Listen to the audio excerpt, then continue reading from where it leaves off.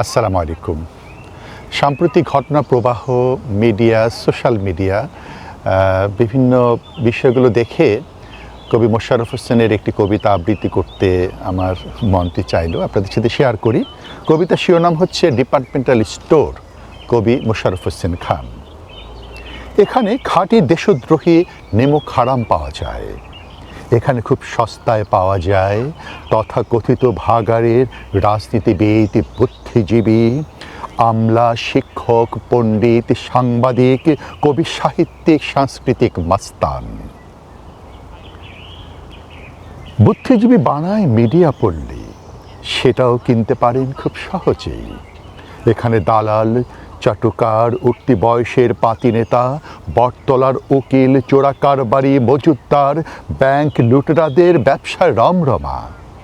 এখানে দ্বিপদ বিশিষ্ট বানর, হনুমান, সারমেয়, শেয়াল, গাধা, গরু, ছাগল খুব সুলভে পাওয়া যায়।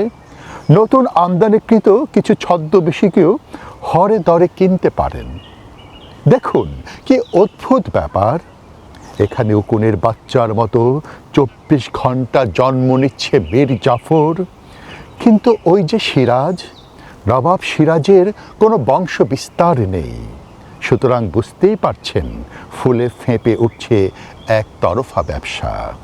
সামনে নির্বাচন, ব্যবসা বাণিজ্যের ভরা মৌসুম।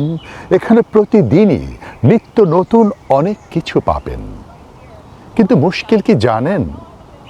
সত্যিকারের দেশপ্রেমিক জীবন দেবে, তবু নিজেকে বিক্রি করবে না। না তো নাই, গোটা পৃথিবীর সম্পদ তাদের পায়ের নিচে রাখলেও তবুও না। ডিপার্টমেন্টাল স্টোরের এটাই একটি বড় সমস্যা।